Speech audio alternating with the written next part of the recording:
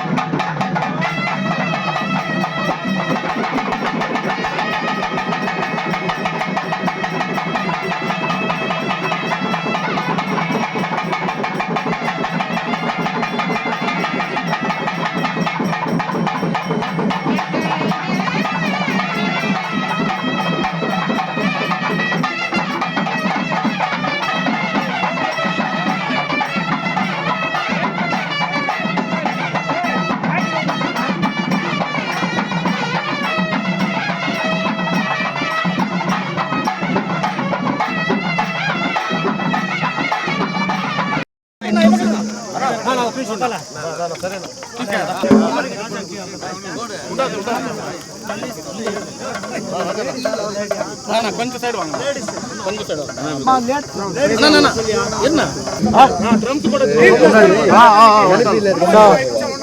అందరికీ నమస్కారం.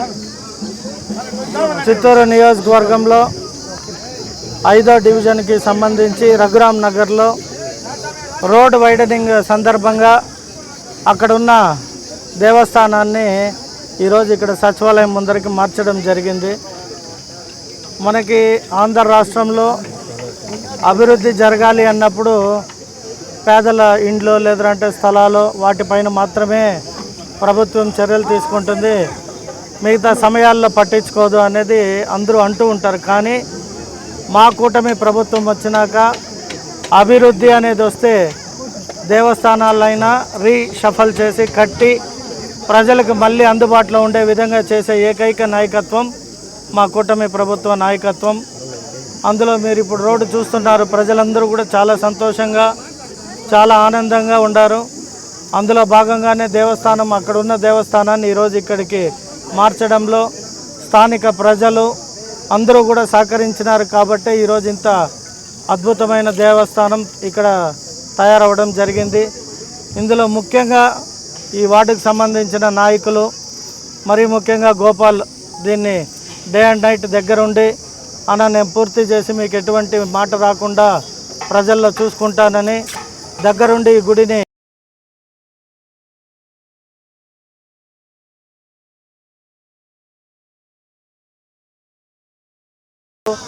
ఆ అమ్మవారి ఆశీస్సులు మనందరికీ ఉండాలని ఈరోజు మహాకుంభాభిషేకం చేయడం జరిగింది. కాబట్టి ఎక్కడైనా దేవస్థానాల రోడ్లో చిన్నపాటి ఆటంకం ఇబ్బంది కలిగినా ప్రజలు సహకరిస్తే ఖచ్చితంగా రీప్లేస్ చేసి గుళ్ళు కట్టించడంలో మా ప్రభుత్వం నేను ఎప్పుడు వెనకడిగేమని తెలియజేసుకుంటూ ఆ అమ్మవారి ఆశీస్సులతో సెలవు తీసుకుంటూ థ్యాంక్ యూ. నేను కామన్గా ఏం చెప్పానంటే మన ఆంధ్ర రాష్ట్ర ముఖ్యమంత్రి కూడా చిత్తూరు నుండి ప్రాతినిధ్యం వహిస్తున్న వ్యక్తి. అలాగే చిత్తూరు వాళ్ళు బెంగళూరులో కానీ చెన్నైలో కానీ మంచి స్థాయిలో ఉండారు, దేశ ప్రధాని కూడా కీర్తించే ఒక వ్యక్తులు చిత్తూరు వారు అని చెప్పుకుంటూ నేను మాట్లాడడం తప్పితే ఏ ఒక్క వ్యక్తిని కానీ ఏ ఒక్క భాషని కానీ ఏ ఒక్క ప్రాంతాన్ని కానీ ఎక్కడ కించపరిచే విధంగా ఎవరి దగ్గర మాట్లాడను ప్రవర్తించను కూడా.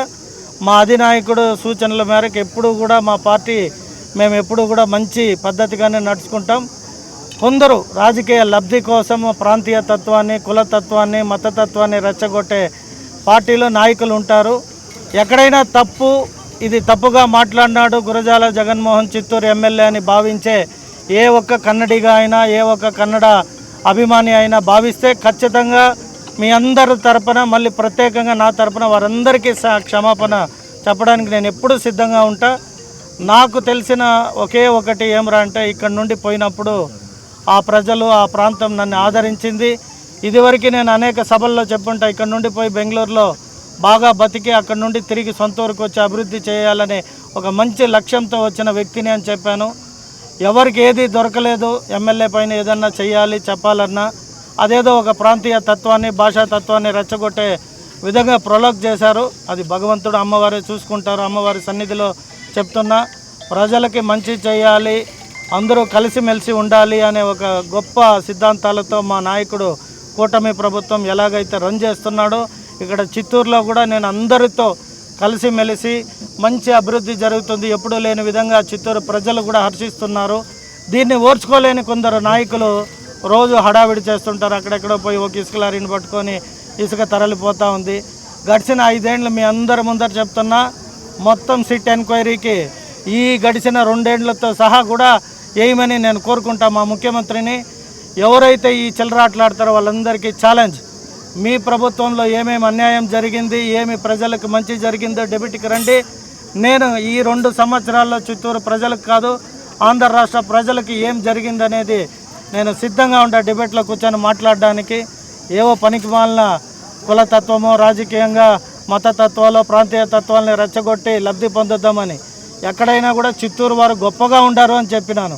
కానీ ఆ నాయకులు నేను చూశాను ట్యాగులు చేసుకుంటా దాంట్లో ఏదో తప్పు ఉన్నట్టో లేదో అశ్లీలం ఉన్నట్టో లేదో ఇంకొక రకంగా ప్రొవోక్ చేస్తూ ప్రాంతీయ తత్వాన్ని రెచ్చగొట్టే ఇటువంటి వారిని ఆల్రెడీ ప్రజలు గుర్తించే ఇంట్లో కూర్చోబెట్టారు.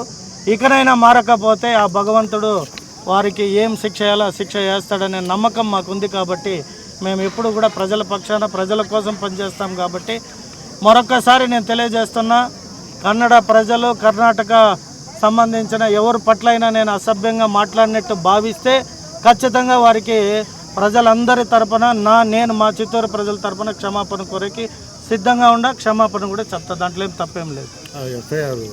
అది ఎఫ్ఐఆర్ కాదు, ఎన్సీఆర్ అంటారు. అది కూడా తెలియకుండా మాట్లాడి వీడియోలు పెడతారు. దాన్ని నేను తప్పట్టను.